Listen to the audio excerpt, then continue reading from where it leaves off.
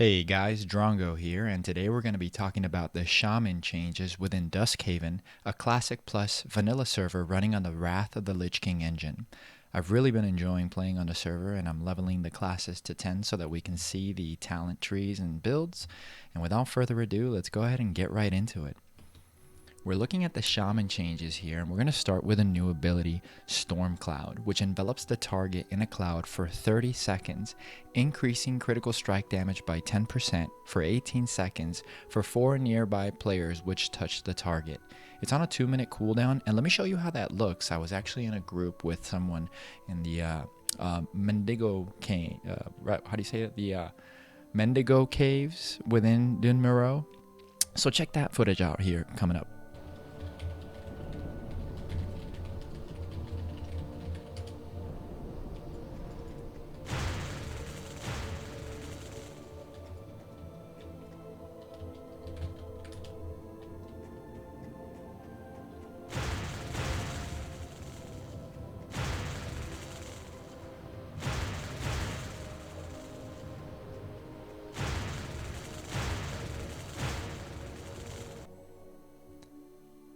So as you can see, it really invites being situationally aware, at least with regard to your position, and it invites team communal play, you know what I mean? And it kind of gives me that Hodier vibe where you have to spread the lightning so that you can increase the damage that's done by your allies.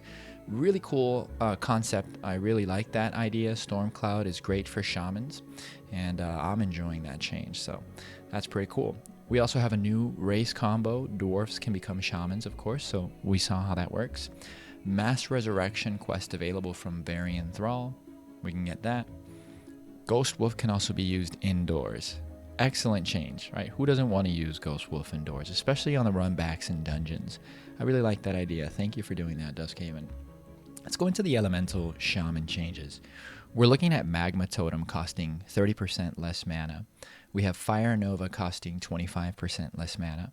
We also have a new elemental talent, Elemental Blast, which consumes your active elemental devastation effect to harness the power of the raw elements, dealing frost damage and granting 10% haste for 10 seconds. Let's take a look at where that is in the elemental tree, as we have it right here, Elemental Blast, right? Consuming our elemental devastation and the effect to harness the power of the raw elements, dealing frost damage and granting 6% haste for 10 seconds. 6% probably rank 1, and then you might be able to get it up to 10% during the final rank. So we also have a new talent, which is the Great Sundering talent, right?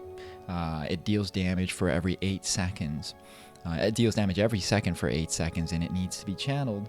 Nearby enemies have a chance to be stunned briefly. So if we take a look at where that is, we have Great Sundering down a little bit into the elemental tree, right? We're going to have 35 points into elemental talents and 2 points into storm, earth, and fire so that we can get Great Sundering.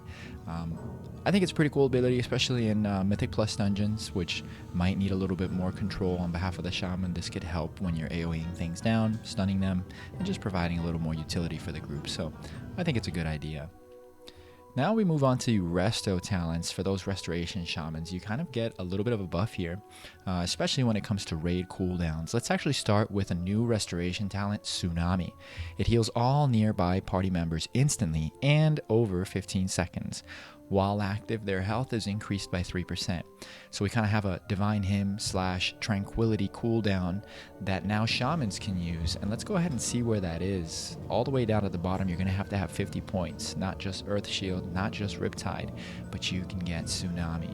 40-yard range, 20-second cooldown, and it heals all nearby party members instantly with a heal over time effect and an increasing of their health by 3%. Excellent raid cooldown talent. I like it. Also, we have Totem Mastery.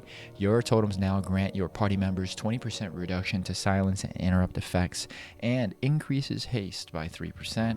That can be located right here. Let's see, where is it that it is? There it is, Totem Focus. Your totems now reduce the duration of all silence and increases your haste by 3%. Pretty cool. I like it, especially when silencing might be mechanics, perhaps for PvP. That's pretty good, especially if we're going to have some PvP scenes here in Duskhaven. I like that for the shaman, rounding out their kit, as they already are pretty well rounded. Chain heal, of course. Let's talk about the new Shaman Tank specialization, baby. This is where it is at. It is extremely fun to play Shaman Tank.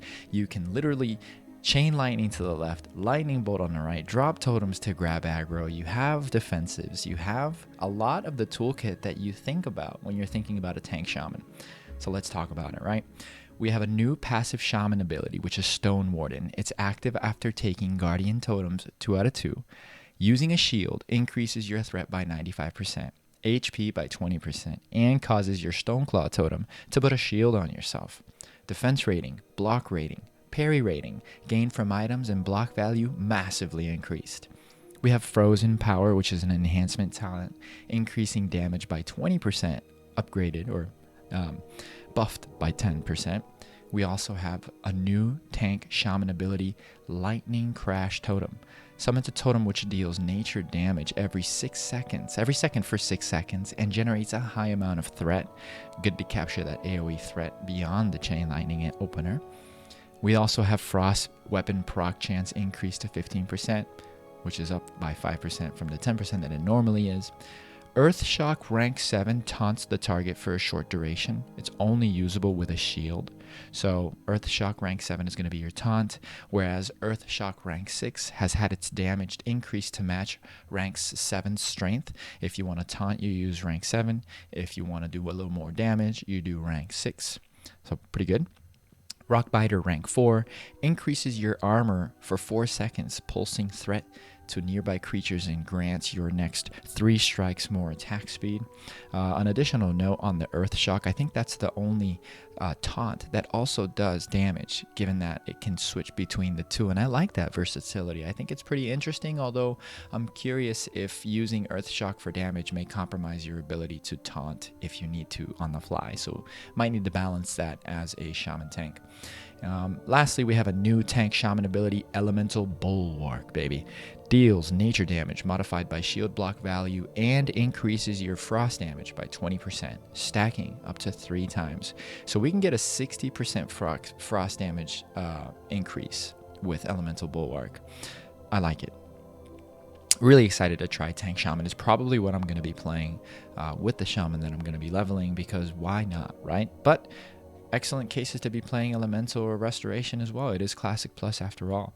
And let's go into the additional Enhancement Shaman changes, which really brings two-handed Enhancement Shaman to the forefront and makes one-shots deliciously possible. Let's check it out. There's a new passive Shaman ability, Storm Infuser, which is active after taking Anticipation 3 out of 3. Wielding a two-handed weapon increases your Storm Strike damage by 100%. Has a chance to grant a 6% increase to your critical strike, and grants 40% reduced mana cost for your next 2 healing or damaging spells after dealing a critical strike. Attack power bonus on your Wind Fury weapon is increased by 60%. Maelstrom generation is slightly increased. Wind Fury weapon is triggered more often. I mean, what more could you ask for if you're doing a two-handed, slapper Enhancement Shaman build? We have Shamanistic Rage, granting mana equal to 30% of your attack power, which was 15, so you're getting double the mana here.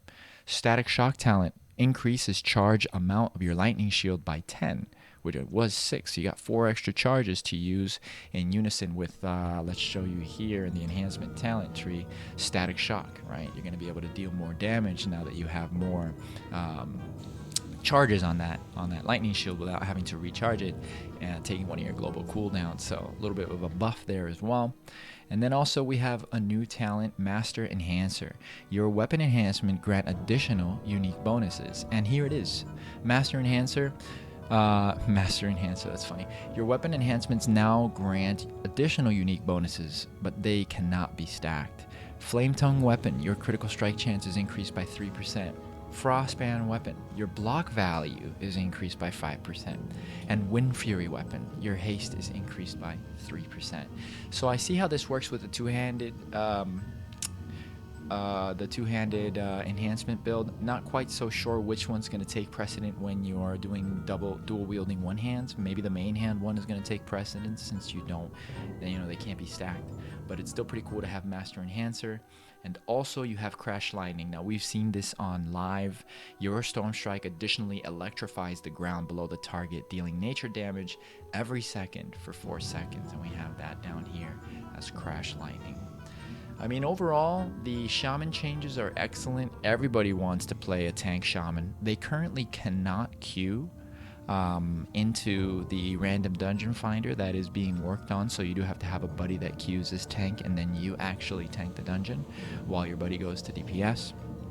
But excellent development of this class. I think I'm really excited to play it, really excited for it to be finally usable in the random dungeon finder. I'm going to show you a bug that I found here in just a few moments when we go into what is the like any cave. It kind of starts to flicker.